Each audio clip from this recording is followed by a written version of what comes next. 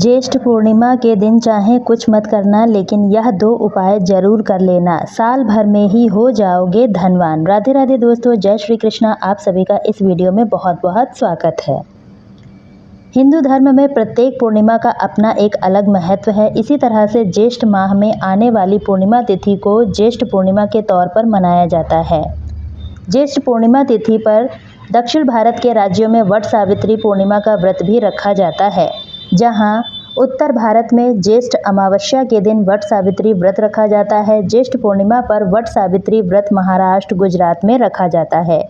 ज्येष्ठ पूर्णिमा को लेकर कन्फ्यूजन की स्थिति बनी है, तो आइए जानते हैं ज्येष्ठ पूर्णिमा व्रत 10 या 11 जून में किस दिन रखा जाएगा। वट सावित्री व्रत कब होगा। ज्येष्ठ माह की पूर्णिमा का खास महत्व होता है। इस दिन वट सावित्री व्रत की पूर्णिमा भी रहती है, तो चलिए जानते हैं इसका महत्व, पूजा विधि और इस दिन किए जाने वाले ज्योतिषीय उपाय, जिससे जीवन में सुख शांति और समृद्धि आती है। ज्येष्ठ पूर्णिमा का महत्व। पूर्णिमा का बड़ा ही महत्व है। धार्मिक ग्रंथों के अनुसार इस दिन पवित्र नदी में स्नान और दान से सभी मनोकामनाएं पूरी होती हैं, व्यक्ति के पाप कटते हैं। इस दिन पितरों के तर्पण आदि का भी विधान है। इससे पितर खुश होकर आशीर्वाद देते हैं। पूर्णिमा के दिन भगवान विष्णु, माता लक्ष्मी और भगवान शंकर की पूजा की जाती है। इससे व्यक्ति को सभी सुख मिलते हैं। मृत्यु के बाद भगवान के लोक की प्राप्ति होती है। इस दिन कुछ खास उपाय यदि व्यक्ति इन्हें करता है तो उसे सौभाग्य में वृद्धि होती है, उसकी तिजोरी कभी खाली नहीं रहती। तो चलिए जानते हैं ज्येष्ठ पूर्णिमा के वह उपाय और पूजा विधि।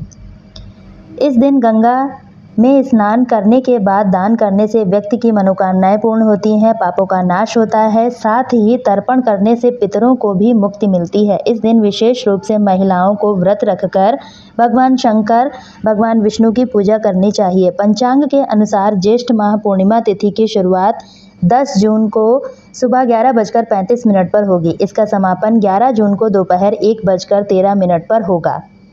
ज्योतिषाचार्य बताते हैं पूर्णिमा का व्रत 10 जून 2025 मंगलवार को रखा जाएगा।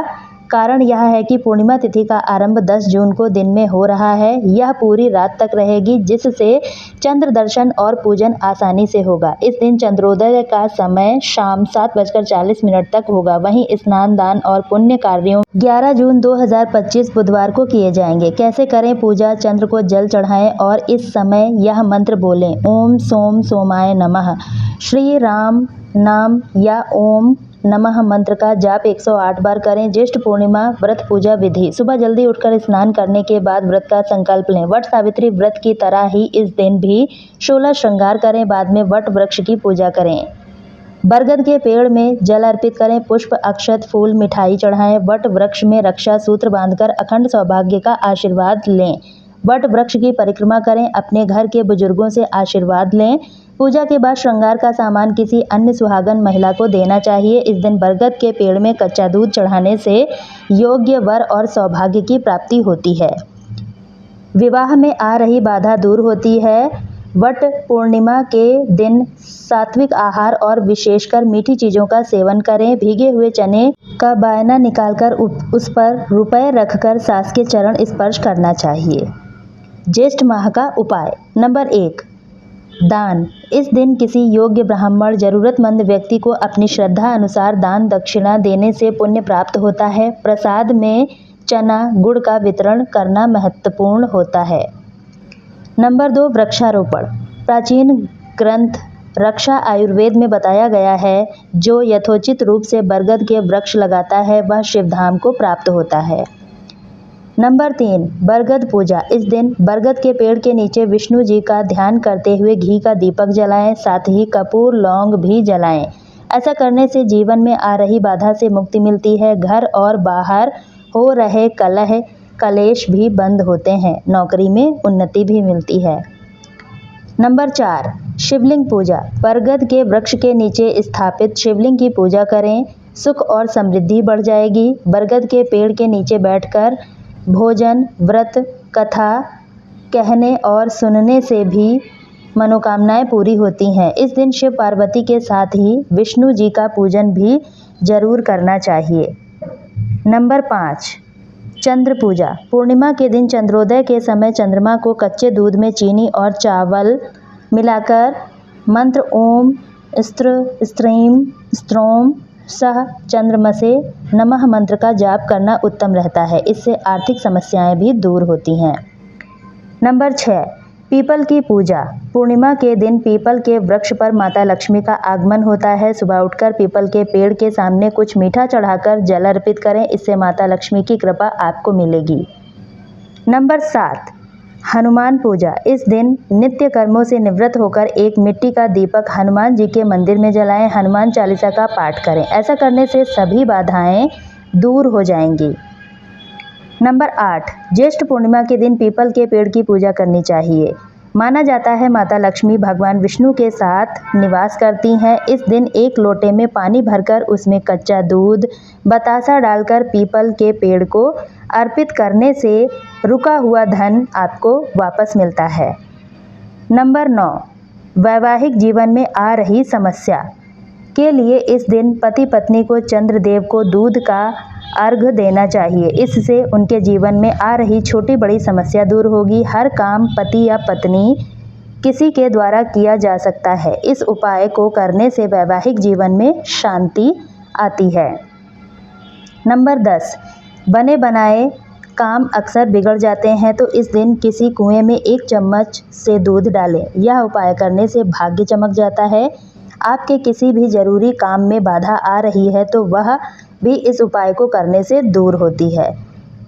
नंबर 11, जन्म कुंडली में कोई ग्रह दोष है तो उसे दूर करने के लिए इस दिन पीपल और नीम की त्रिवेणी के नीचे विष्णु सहस्त्रनाम या शिवाष्टक का पाठ करें। इससे ग्रह दोष दूर होते हैं, शुभ परिणाम भी देखने को मिलते हैं।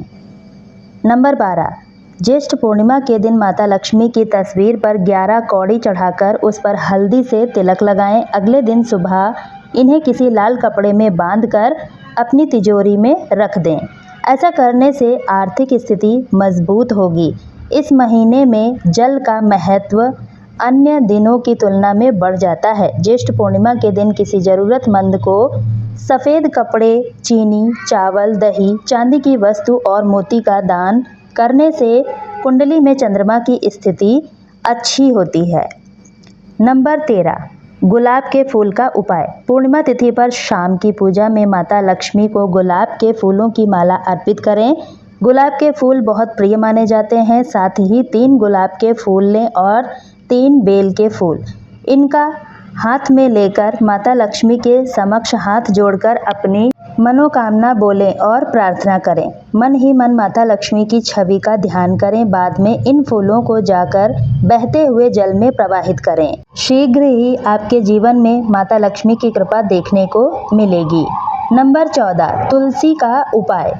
ज्येष्ठ पूर्णिमा की शाम को तुलसी के पेड़ के नीचे बैठकर घी का दीपक जलाएं और यहीं पर बैठकर श्री सूक्त का पाठ करें। बाद में सत्यनारायण भगवान की कथा का पाठ करें। पूजा संपन्न होने के बाद तुलसी के पेड़ पर जल चढ़ाकर 11 बार उसकी परिक्रमा करें। इस उपाय को करने से आपके घर माता लक्ष्मी की कृपा आना शुरू हो जाएगी।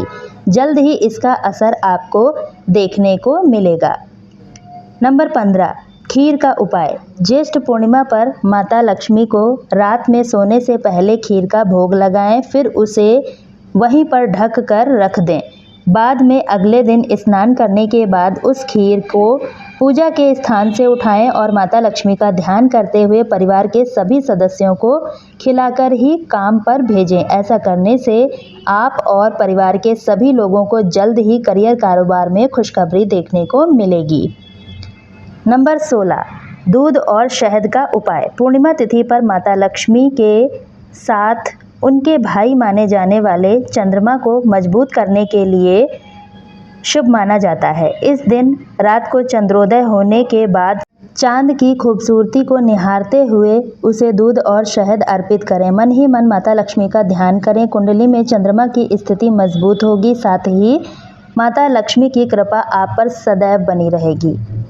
नंबर 17, माता लक्ष्मी की पूजा। ज्येष्ठ पूर्णिमा के दिन माता लक्ष्मी की प्रतिमा पर 11 कौड़ी चढ़ाकर उनका हल्दी से तिलक करें। अगले दिन इन कौड़ियों को एक लाल कपड़े में बांधकर वहां रख दें जहां पर आप अपना धन रखते हैं।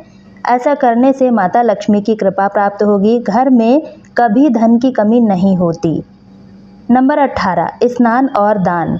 ज्येष्ठ पूर्णिमा पर स्नान और दान करने से पुण्य की प्राप्ति होती है। इस दिन स्नान और पूजा करने के बाद जरूरतमंदों को दान जरूर करें।